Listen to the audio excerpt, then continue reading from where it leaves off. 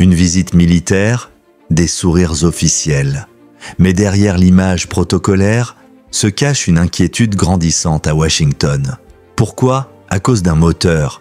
Oui, un simple moteur, capable de bouleverser l'équilibre des forces. Tout commence à Alger. Le chef d'état-major de l'armée indienne rencontre le général Saïd Chengria. Apparence diplomatique, mais réalité stratégique. Cette coopération n'est pas née par hasard.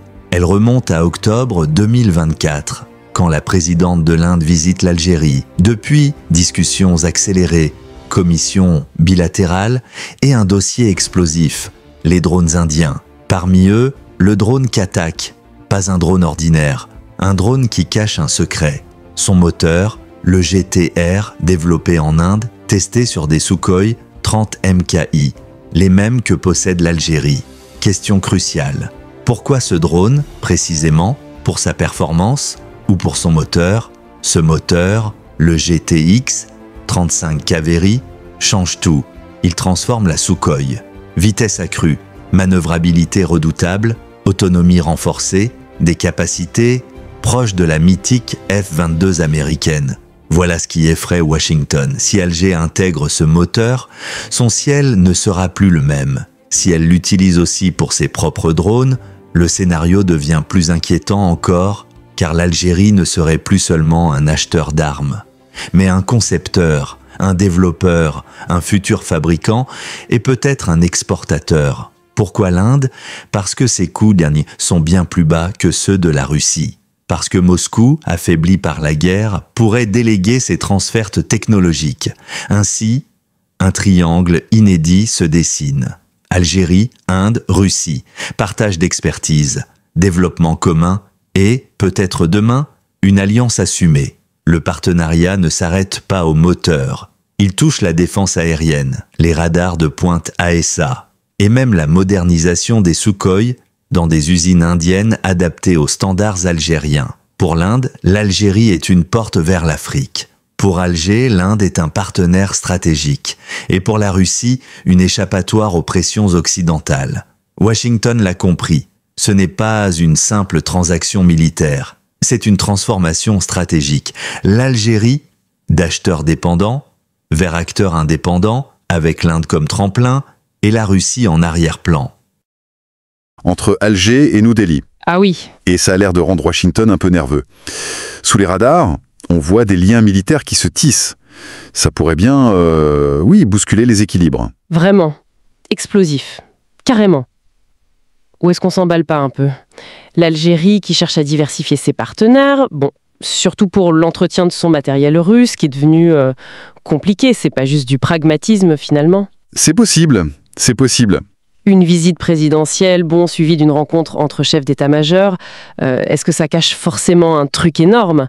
On projette peut-être aussi un peu nos propres analyses, non? Justement, c'est ça qui est intéressant, ce double niveau de lecture. Notre objectif aujourd'hui, c'est d'essayer de décrypter ça. Qu'est-ce qui motive vraiment ce rapprochement militaire? Quelles technologies sont en jeu? Et surtout, pourquoi ça inquiète tant de l'autre côté de l'Atlantique? Faut regarder au-delà des communiqués officiels, quoi. D'accord, allons-y. Alors, pour comprendre, faut reprendre un peu le fil. Octobre 2024, la présidente indienne Droupadi Murmu visite l'Algérie. C'est un signal fort quand même. Ça montre une volonté de réchauffer les relations. Oui. Et très vite après, une visite plus technique, mais cruciale, le chef d'état-major de l'armée de terre indienne, le général Pandey, qui rencontre son homologue algérien, le général Chengria. Et ce qui est notable, c'est que la com officielle met l'accent sur la coopération terrestre. Mais les infos qui filtrent, elles, suggèrent que c'est l'aérien qui était au centre des discussions sérieuses. Ah, voilà. Et c'est là, j'imagine, qu'on arrive au drone. Ce fameux contrat pour le modèle Gatak indien. Exactement. Alors pourquoi ce drone-là en particulier? C'est quoi sa furtivité, ses capacités de frappe? Ou bien, comme souvent, le vrai sujet, c'est pas l'avion, mais ce qu'il y a dedans, ce qui le fait voler? C'est exactement ça. Vous mettez le doigt dessus. Le Gatak, ce drone de combat furtif que l'Inde développe, il est intéressant. Mais c'est surtout un révélateur. D'accord. Parce qu'il est lié à un moteur indien très ambitieux, le GTRE GTX 35 VS Kaveri. Le Kaveri, oui, on en entend parler depuis longtemps. Voilà. Et ce moteur, après des années de développement, il aurait été testé avec succès sur des Sukhoi Su-30 MKI indiens. Ah, les mêmes que ceux de l'Algérie. Identiques. La version MKI, modernisée, que l'Inde utilise, et que l'Algérie possède aussi. Et certains rapports, surtout indiens, disent que ce moteur, avec sa poussée vectorielle et tout ça, il pourrait rapprocher les capacités du Su-30 de celles d'un F-22 Raptor américain. Bon, rapprocher d'un F-22, c'est peut-être un peu fort, non? Mais Disons, améliorer significativement certains aspects, oui. Et c'est ça, ce potentiel saut technologique pour la flotte algérienne qui fait sonner les alarmes à Washington. Ok, je vois.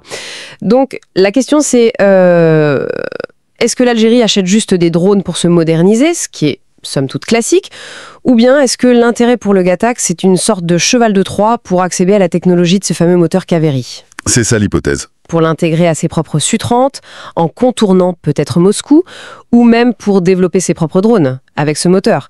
Là, on parle plus de la même chose. Simple achat ou transfert de technologie déguisée. L'ambiguïté est bien entretenue, on va dire.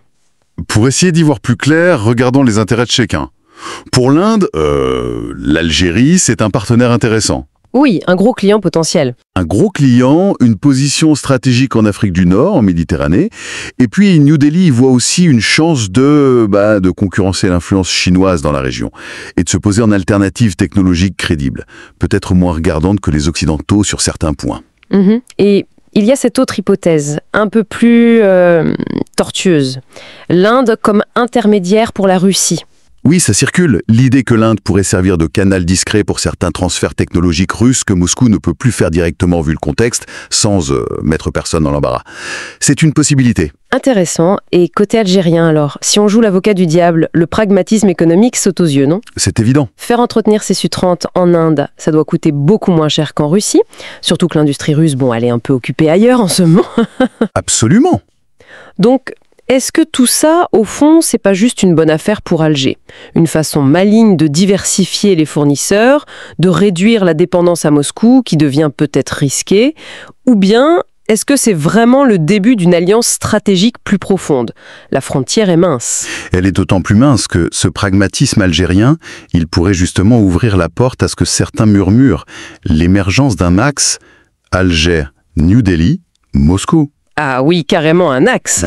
Il faut pas oublier qu'ils partagent des équipements militaires clés. Le Su-30, c'est l'exemple parfait. Mais on pourrait parler des S-400 aussi. Oui, c'est vrai. Ça crée une base technique commune. Ça facilite les échanges d'expertise, la formation.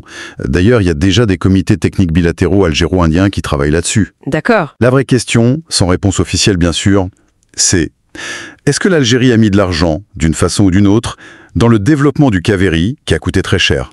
Est-ce qu'il lui donnerait un accès privilégié? Ça, ce serait une information capitale, effectivement.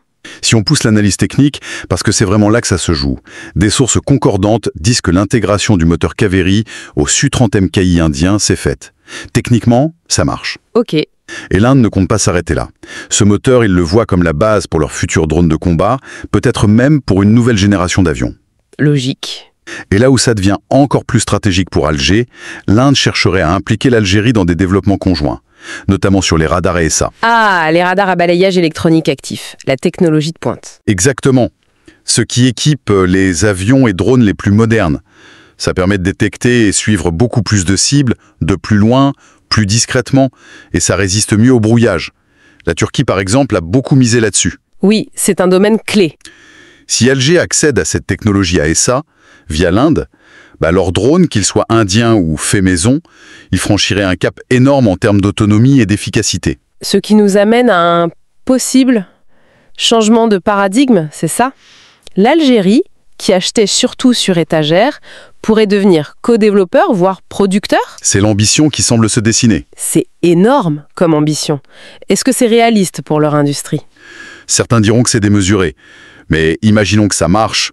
L'impact sur les équilibres régionaux serait considérable. Oui, des moteurs performants, des radars AESA. On entend même dire que des Su-30 algériens pourraient être modernisés directement en Inde, ce que la Russie aurait peut-être du mal à faire aujourd'hui. C'est une des possibilités évoquées, oui. Ça rend l'Inde très attractif comme partenaire. On comprend mieux l'attrait, effectivement. C'est exactement ça. On sort du schéma classique de vente d'armes. On entre dans un réseau complexe d'intérêts industriels, technologiques, stratégiques. C'est un montage qui, s'il aboutit, peut vraiment changer la donne dans la région. Rien que le moteur Kaveri, s'il tient ses promesses et s'il est intégré à la flotte algérienne, ça rend les Su-30 beaucoup plus dangereux, capables de tenir tête à des appareils comme le F-35 dans certains scénarios. Ce qui redéfinit complètement l'équation militaire vue depuis les autres capitales, bien sûr. Et tout ça nous ramène à la réaction américaine. Pourquoi Washington s'agite autant ? Oui, pourquoi ? Le problème, c'est pas tant qu'Alger ait des Su-30 modernisés. Ils en ont déjà beaucoup. Le vrai cauchemar stratégique pour les Américains, c'est la perspective de voir l'Algérie aidée par une Inde ambitieuse, avec peut-être la Russie en soutien discret derrière. C'est de voir l'Algérie acquérir une vraie autonomie technologique militaire. Un pays capable non seulement de moderniser, mais de co-développer, produire et pourquoi pas demain exporter ses propres systèmes avancés. C'est la perte de contrôle sur la diffusion de technologies sensibles qui les effraie. Exactement.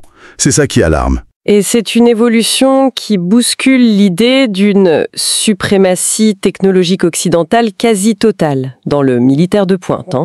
On peut se demander si Washington, occupé ailleurs ces dernières années, n'a pas un peu sous-estimé la vitesse et la profondeur de ce rapprochement algéro-indien. C'est une vraie question. Et surtout, est-ce qu'ils ont bien mesuré les implications technologiques à moyen et long terme ? On va sans doute voir des pressions américaines, discrètes ou pas, pour essayer de freiner ça, ou au moins de l'encadrer très sérieusement. Ils doivent voir ça comme potentiellement déstabilisant. Donc, pour résumer, on a une coopération Algérien-Inde qui sort du cadre bilatéral classique. C'est chargé d'enjeux technologiques pointus, le moteur Kaveri, les radars AESA. Ça a des implications stratégiques claires, avec la Russie potentiellement en filigrane, et les États-Unis très attentifs, voire inquiets. Oui. Et le point gué, c'est ce glissement possible pour l'Algérie, passer d'acheteurs dépendants à acteurs participants au développement, peut-être même à la production. Ce qui nous laisse avec une dernière question, un peu vertigineuse, non ?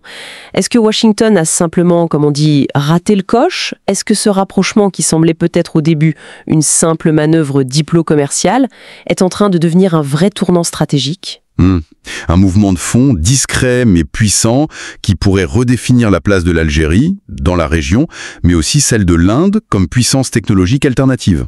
Le jeu est loin d'être fini, et la capacité américaine à influencer ce nouvel axe potentiel, ça reste la grande inconnue.